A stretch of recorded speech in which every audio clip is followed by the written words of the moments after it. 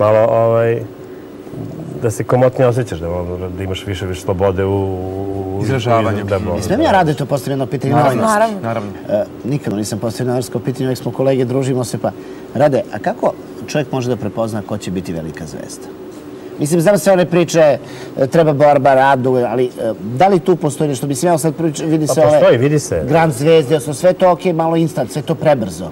Ali neko ipak mora nešto, evo, tvoje mišljenje. Pa vidi se, evo, kako da ne, vidi se po, znaš kako to neko nešto, taj neki fluid, nešto, ili nosi, ili ga ima ili ga nema, mislim, u nekom nastupu, ajde sad dođe mlad momak i sad hoće da peva, mislim, ili on ne zazire od toga da od tog momenta bilo gde da stane i da mi otpeva ono što hoće. Ima stav, ima probojnost, nema taj problem sa ja kako ću, šta ću, da se nešto stidi. Prosto ili ima pleni nešto kad ga ovako barem u nagovištajima, naravno, pored svega onog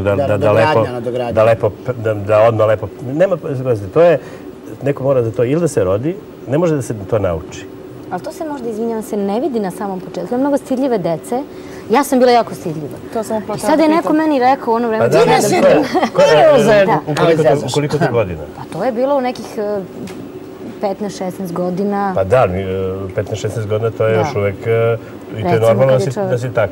Da. To je pozitivno. Obično se tad i prijavljuju za te neke audicije, do 20. tako je. Znaš, ali oni pravi, oni su prosto odmah su tu. Znači, ne treba biti stjeni, mora biti proboj. Je li tako? Pa evo, Ivan i Višnja mogu, brate, ja snime nešto. Dobro, ajde sad to posle ćemo zagovoriti za to. To sve posle. Ja bih voleo da sad, čekajte do ponoći, još možemo ove ozbiljne teme, posle ćemo to imamo, šta ćemo da snimamo.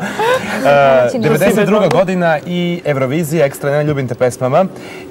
Voleo bih sad, ako možemo da izvedemo ovo, da vi odsvirate malo ovde za klavijaturama, Jelena da nam otpeva, da se prisjetimo tog hita koji evo živi posle 15. godina. Nema veze. Ajde, da probamo. Kao pred Novu godinu. Tamo dok vi odete... Posle ćemo čestitati Novu godinu. Hoćemo odmah, ajmo sve ono iz tuga. Može. Vi odete, mi više imamo iz tuga. Evo tu. Može. Vi svirate, ja šapućem tekst. Da. Dobro. Kad imate sjajnog pevača. Naš početak. Boga se molim, neka mi snage da oprostim ti sve, zaboravim što pre ove duge molitve. Još si na mojim snama, ljubim te pesmama, snovi umorni nas čekali, ali mi nismo zaspali. Zora je čaše dve razbila, s nama se ljubavi napila, lepša je pevala od cigana. O Bože, da sam sve sanjala.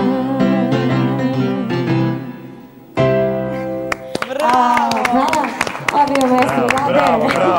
Vraćamo se, evo da sednemo. Ovo je, ja mogu da proćem kao Šaptaj, čelu pozorištu izgleda. Ne, to mi ide od ruke, ali ovo gledamo sad kao... Evo ovaj mladi. Hvala. Izvolite. Pevanje od ruke, a kuvanje i peglanje i to nikom ništa. Pa nemoj tako. Dobro, pa u ostalom da. To sad i nije važno. Da ćeš ti za mene jednom. Kažite mi sad ovako pre nego što pređemo da čujemo pesmu koju će nam Miloš ponovo pevati, Miloš Žikić i bend. Poput ove pesme koja evo živi 15 godina. Šta je to? Šta to treba pesma da ima da bi živjela? Šta je čar u ovoj pesmi? Srce. Da li je izvođač? Mislim, emocija prvo, a onda... Sjajnim tekst i muzika. Da, onda taj u refrenu taj sekvent ta raspevanost, prosto širina, mislim ja. mislim da je i tamo kad sam imao, jer sam imao, meni su ritna sekcija u bendu, to je bilo uživo sviranje. I ritna sekcija je bila iz ABE, cela postavka. I ja sam s njima razgovor, pošto su oni malo, tražio sam da malo čvršće sviraju, tako malo onako rokerski, pogotovo taj srednji deo da povuče. I ono što kad su oni tamo, i onaj dirigent koji... Nije bio naš iz zemlje, da. Njih je to, njima je to dopalo taj neki kao slovenski neki prizvuk, nešto imalo nešto drugačije nego naša su oni navikli. To im je nekako malo bila egzotika i ono što im se najviše svidelo. I koji je vremenski period koji mora da prođe da bi nastao hit, da bi nastala jedna velika pesma koja će da opstane narednih 10, 20, 30 godina? A da ne bude po uzoru na nekoga? Vreme stvaranja možda bude 10 minuta, zavisi kakva inspiracija dođe i kako... Naravno, autor nosi tu u sebi nešto smišljaka, nije to baš tako da sad tog momenta kao stanem i ono izađe pesma. Bude malo, ali u svakom slučaju te neke prave, velike pesme se stvaraju u jednom dahu, to je činjenica. A koliko vremena treba da se potvrdi to, da to zavisi opet od puno drugih faktora, očigledno da ipak publika ima negde nosi to, ta veza autora i onoga što nosi u sebi kao čovjeka koji živi u jednom od miljeu i tih ljudi koji su u istom tom miljeu i koji to slušaju, tu se nađe neka veza koja se prepozna i onda to valjda postane opšte priznat pesma. Pošto znam da su uglavnom velike te stvari koje ulaze u antologiju, nastaju, ukoliko što ste rekli, u jednom dahu. Ja sam imala, evo kao što sad imam veliko stvarno zadovoljstvo i stvarno hvala svima vama, Ivanu i naročito Rade, to je ovo što sam recimo sad otpevala ovo umjesto Ekstra Nene. Meni se desilo sam ja umjesto Gabi Novak na koncertu Kemala Montana u Podgorici otpevala na nastupu pesmu, gospodin Kalođera je pratio i to je bilo onako, ja sam se otpevala kao Gabi, bilo mi je stvarno neobično. Koja je pesma Gabi? Duet sa Kemalom Montanom koji ima Kemo i prijatelji. I pošto Gabi nije mogla da dođe i Arsen da isprate sve te njegove koncerte, bilo je sad ne znam ko će šta da peva, između ostalog kao ajde po još jednu numeru, mi smo imali već duet, tebi je lako.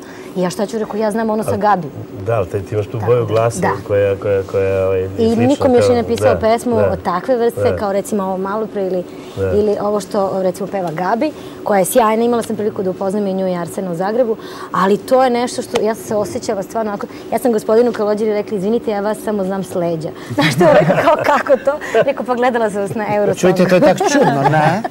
Ajde da, ovo slušamo sad Miloša, to smo rekli, to smo obećali, a nakon toga piti neko Čanka, naša redovna rubrika. Miloše, izvoli. Ajde, brate, Miloše.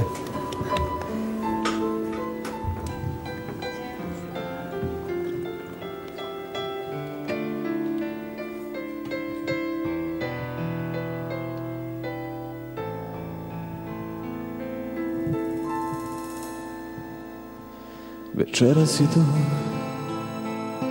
a kao da nisi, hladna i njema, kao slika bez rama.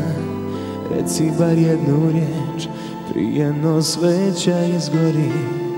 Reci mi što se zbilo sa nama. Večera si tu, sakrivaš pogled prstima. Ja vidim da nema nas više, da gubim te moja jedina.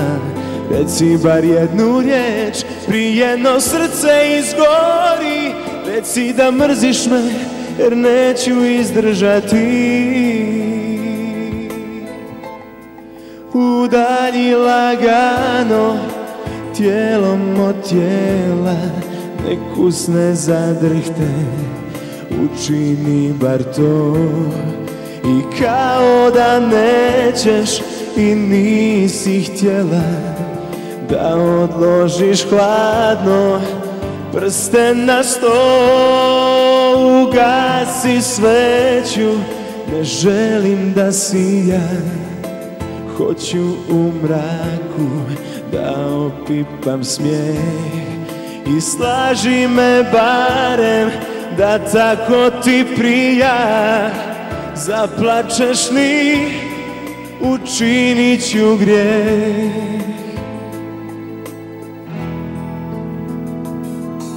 Večera si tu, sakrivaš pogled prstima. Ja vidim da nema nas više, da gubim te moja jedina. Reci bar jednu riječ prije no srce izgori. Reci da mrziš me jer neću izdržati.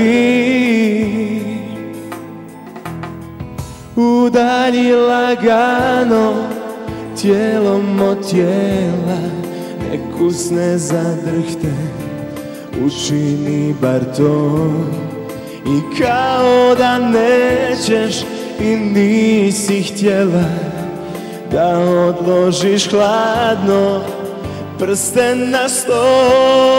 Ugasi sveću, ne želim da sija, hoću u mraku da opipam smijeh. I slaži me barem da tako ti prija. Zaplačeš li, učinit ću grijeh.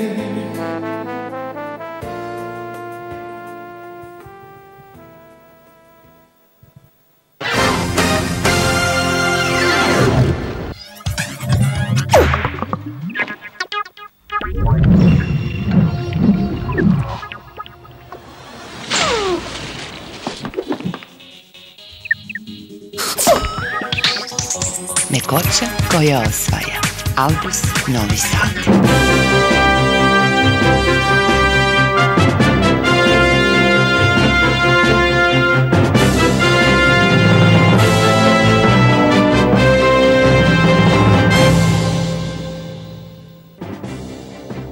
Glavna haška tužiteljka Carla Del Ponte dolazi u dvodnevnu posetu Beogradu da bi se uverila da li ima značajnijeg napretka u potrazi za najtraženijim haškim beguncima. Od izveštaja koji će posle posete predstaviti u Briselu zavisi da li će Srbija parafirati sporazum pridruživanju Evropskoj uniji. Tužiteljka će se prvo sastati sa predsjednikom Saveta za saradnju sa Haškim tribunalom Rasimom Ljajićem i tužiocem za ratne zločine Vladimirom Vukčevićem. Drugog dana posete Carla Del Ponte razgovaraće sa predsjednikom i premijerom Srbije Borisom Tadićem i Vojislavom Koštunicom. U međuvremenu, Evropski komesar za proširenje Olli Rehn izjavio je u Evropskom parlamentu u Strasburu da će Evropska unija uskoro biti tehnički spremna da potpiše sporazum o stabilizaciji i pridruživanju sa Srbijom, ali da je za formalno potpisivanje neophodno da Beograd prethodno ispuni političke uslove. Rehn je rekao da će prilikom odluke snažno biti uzeti u obzir nalazi koje glavni tužilac Carla Del Ponte bude donela iz Beograda. Kako je Evropski parlament ocenio da je ostvareni napredak u Srbiji sveukupno povoljan, Evropska komisija i zemlje članice već rade na sadržaju teksta, što bi omogućilo da EU bude tehnički spremna da uskoro potpiše sporazum, ako politički uslovi budu ispunjeni, odnosno ako bude ostvarena puna saradnja sa Haškim tribunalom. Šef slovenačke diplomatije Dimitri Rupel istakao je posle razgovora sa srpskim državnim vrhom da Slovenija neće povlačiti jednostrane poteze u vezi sa Kosovom posle 10. decembra.